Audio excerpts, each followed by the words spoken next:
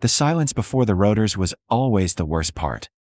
Chen had learned that in Mogadishu, relearned it in Fallujah, and carried it home like shrapnel she couldn't dig out.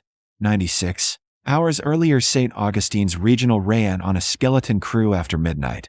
3 nurses, 1 resident, a security guard who spent most of his shift watching basketball highlights. Maya preferred it that way. Less noise. Fewer questions about why a 32-year-old nurse flinched at loud sounds and never, ever talked about where she'd been before her name badge read RN. Chen, you're on intake. Dr. Valdez didn't look up from his phone, his third energy drink leaving a ring on the nurse's station. We've got a trauma coming in. ETA 5 minutes. Copy. She caught herself. Got it. The word slipped out sometimes. Copy, negative, threat assessment. Little fractures in the civilian vocabulary she'd built over her real language. The one that involved triage under fire and field amputations while mortar rounds walked closer. She'd been a Navy SEAL combat medic for 6 years. Not the public kind, the recruiting poster kind. The kind whose mission stayed classified, whose teammates used call signs instead of names, whose work happened in places that didn't exist on official maps. Her call sign had been Whisper, because by the time you heard her, you were already being carried out. Maya moved toward the ambulance bay, her faded pink scrubs hanging loose over a frame that still carried the compact muscle of someone who could deadlift her body weight and run a 6-minute mile. Her black hair was twisted into a bun held by 2 pins and a bobby pin. She looked tired. Forgettable. Exactly as she intended. Head trauma, GCS of 14, vitals stable. The paramedic called as they wheeled in a middle-aged man, his forehead gashed and swollen. Found him at the bottom of his basement stairs. Maya's hands moved through assessment automatically, pupils equal and reactive, no battle signs, C-spine, cleared by EMS. She started in 4 on the first stick, her fingers steady despite working 36 hours in the last 2 days. You're good at that, the patient mumbled. Practice. She allowed a small smile, the kind that didn't reach her eyes. 1,500 IVs under combat conditions will do that. Dr. Valdez appeared, glanced at her work, and grunted approval before disappearing back to his phone. The other night nurses, Brittany and Mark, were in the break room, their laughter carrying through the corridor. They'd invited Maya exactly once to join them, 6 months ago. She declined. They never asked again. Weird girl, she'd heard Brittany say. Like, creepy quiet. Never talks about her life.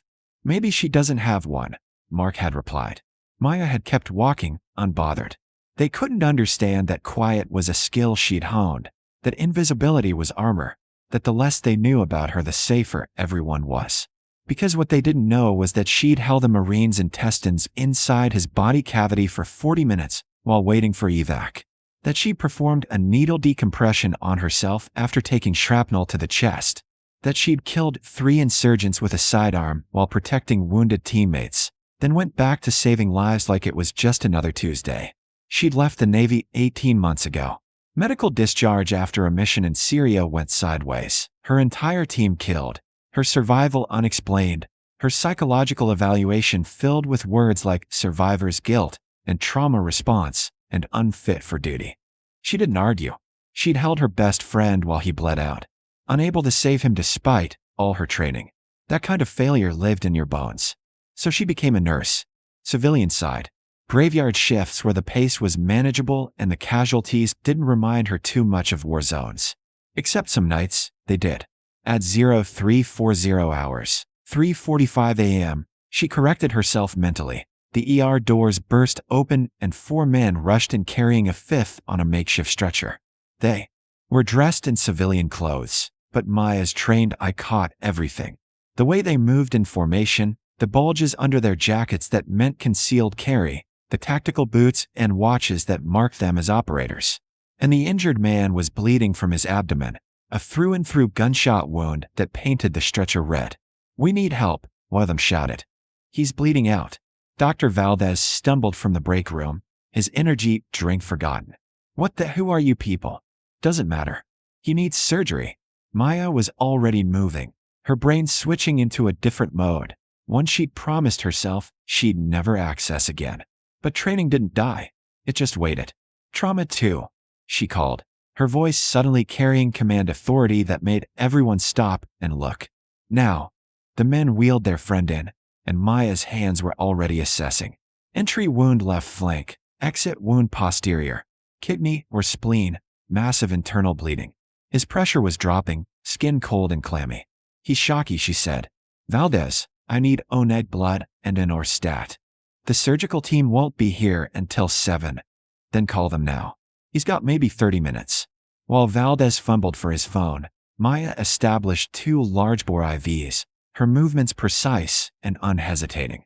One of the men in the room, shaved head, dead eyes, definitely special operations, was watching her with increasing intensity. You know what you're doing, he said. It wasn't a question. I'm a nurse. Maya hummed the first unit of blood. It's my job. That's not a nurse's for technique. She met his eyes briefly. You want to debate credentials, or save your friend? His expression shifted, something like recognition crossing his face, but he stepped back. Maya worked fast, stabilizing the patient enough for transport to the OR. The surgical team arrived, groggy and annoyed until they saw the situation. As they wheeled the patient away, the man with the shaved head approached her. What's your name? Maya Chen. Your real name? Her jaw tightened. That is my real name. Your call sign. The world seemed to stop. Maya's hands stilled over the blood-soaked gauze she was disposing.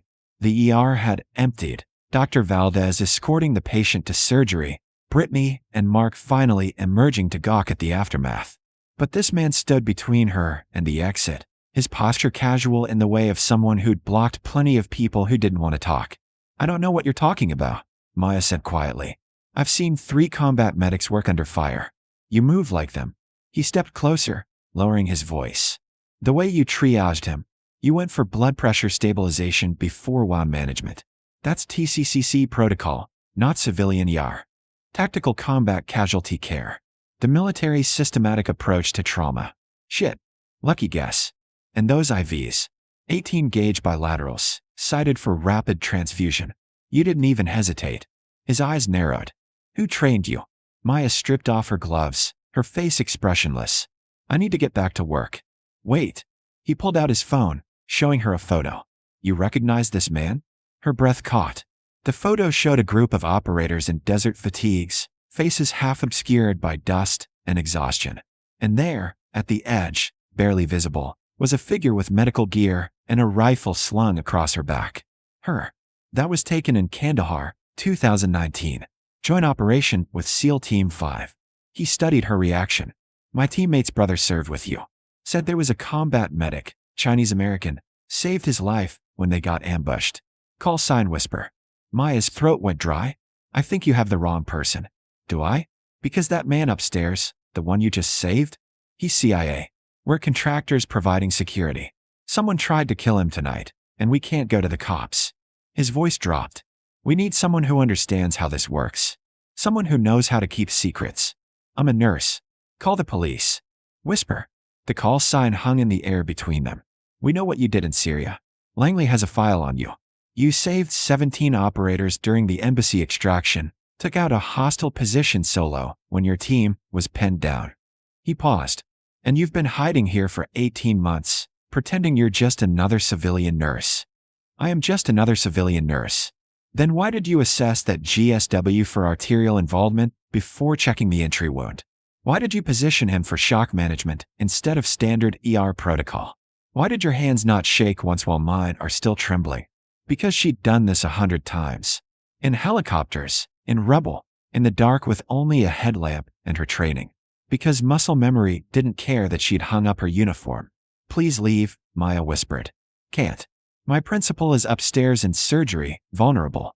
We need security, medical oversight, and someone who understands operational security. He extended his hand. Captain James Riker, formerly 10th Group Special Forces. Currently private sector. And I'm asking for your help. Maya looked at his hand, but didn't take it. I'm out. I've been out for 18 months. I know. Medical discharge, psychological. They said you couldn't handle it anymore. His expression softened. But I just watched you handle it better than most active duty medics I know. That was adrenaline. It doesn't mean. The ER doors burst open again. This time, 5 men entered, and Maya's threat assessment kicked in before conscious thought. Concealed weapons, tactical movement, dead eyes. Not friendly. We're looking for someone, the lead man announced, his accent Eastern European. Man came in here, gunshot wound. You're going to take us to him. Dr. Valdez stepped forward nervously. Sir, I'm going to have to ask you to. The man pulled a gun, pointed it at Valdez's head. Now, Brittany screamed. Mark dropped behind the nurse's station, and Maya Chen felt something cold and familiar settle over her. The combat mindset she tried to bury, rising like muscle memory. Riker's hand moved toward his concealed weapon, but 5 against 2 were bad odds with civilians in the crossfire. He's in surgery, Maya said calmly. 4th floor, or 3. The gunman's attention swiveled to her. He'll take us. No. Her voice carried an authority that made everyone in the room pause. You'll create a hostage situation, SWAT will lock down the hospital, and you'll never get out. Better plan. You leave now, and we all pretend this didn't happen. The gunman laughed. Who the hell are you? Night shift nurse. And I've had a long day. Maya's eyes were flat, emotionless. You want your target. He'll be in recovery in 2 hours. Come back then, fewer witnesses, easier extraction. Or you can shoot up in a ER, make the news, and have every cop in the city hunting you. The gunman studied her, and Maya could see the calculation happening. He was smart enough to recognize logic, stupid enough to be considering it. Then his phone buzzed. He checked it, his expression darkening. Change of plans. We're taking the nurse. Insurance. He grabbed for her arm, and Maya moved. 3 years of hand-to-hand combat training took over. She redirected his grip, struck his elbow joint, and had his gun in her hand before he finished processing what happened. The other 4 gunmen raised their weapons, but Maya was already behind their leader, his own pistol pressed to his spine. Everybody calm down, she said quietly. The ER went absolutely silent. Brittany was staring, her mouth open. Mark had gone pale. Dr. Valdez looked like he might faint. Riker, though, was smiling. Like I said, he murmured. Wrong person to grab. The gunman in Maya's grip was breathing hard. Your military. Was. She kept the pressure steady. Now I'm tired, underpaid, and really not in the mood. So here's what's going to happen. You and your friends are going to walk out that door, get in your cars, and disappear. Because if you don't, I'm going to show you exactly why they called me Whisper. And why's that? Maya's voice dropped to something cold and final. Because by the time you heard me coming, you were already dead. The standoff lasted exactly 10 seconds. Then the gunman nodded slowly, and Maya released him, the gun still in her hand but pointed at the floor. They backed toward the exit, weapons up but not firing. The moment they were through the doors, Riker moved to the window, watching them pile into 2 black SUVs and peel away. Well, he said, that was. The sound started low, distant, then closer.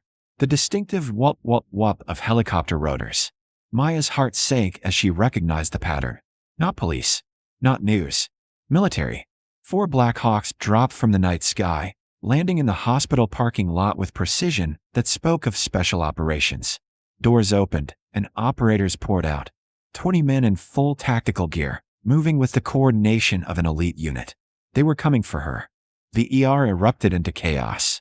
Brittany was screaming questions. Mark had his phone out recording. Dr. Valdez was demanding explanations nobody was giving.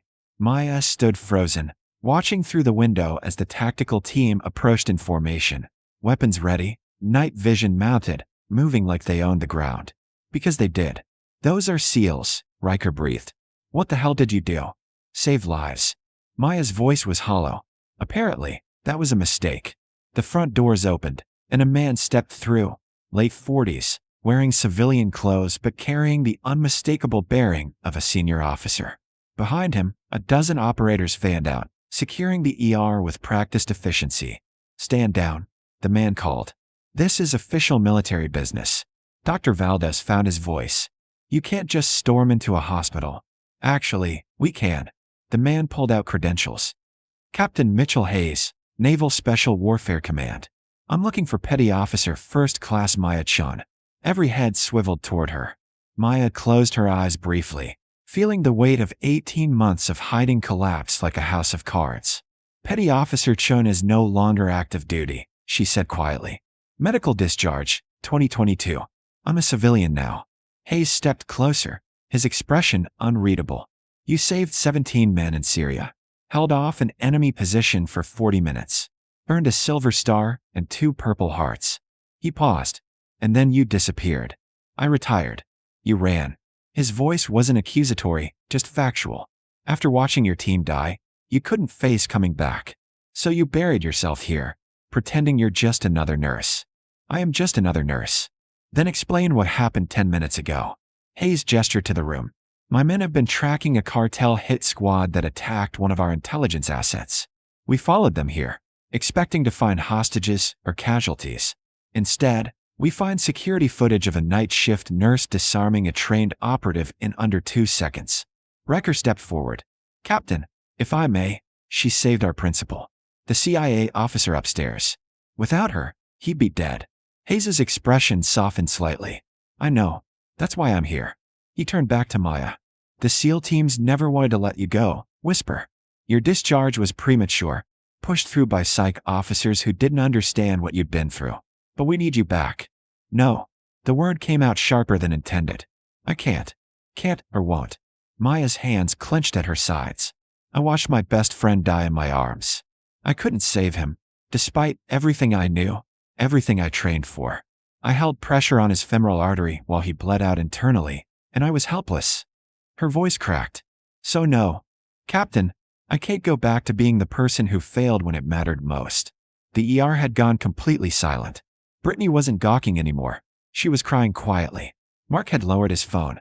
Even Dr. Valdez looked stricken. Hayes studied her for a long moment. Petty Officer Chen, you saved 17 lives that day. The one you lost, Lieutenant Commander Jackson, was hit by an RPG. His injuries were not survivable. The medics who reviewed your actions said nobody could have saved him. You kept him comfortable, kept him from dying alone, and then you went back and saved 16 more. That doesn't change, you're right. It doesn't change that you lost someone, but it changes everything else. Hayes pulled out a tablet, showing her files. These are casualty reports from Syria. Before you got there, survival rate for wounded operators was 42%. After you arrived, it jumped to 93%. 93, Chen.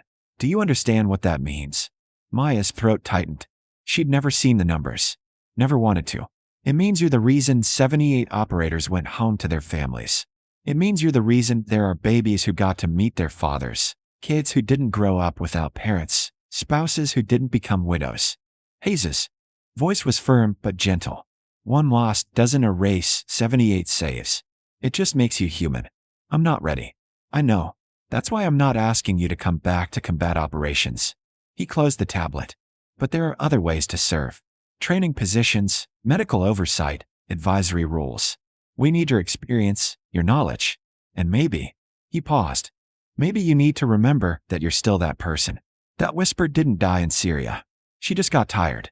Maya looked around the ER, at Brittany and Mark staring at her like she was a stranger, at Dr. Valdez processing the fact that his quiet night nurse was a decorated combat veteran, at Riker smiling with something like pride, at the SEAL operators standing at attention, watching her with respect she hadn't seen in 18 months.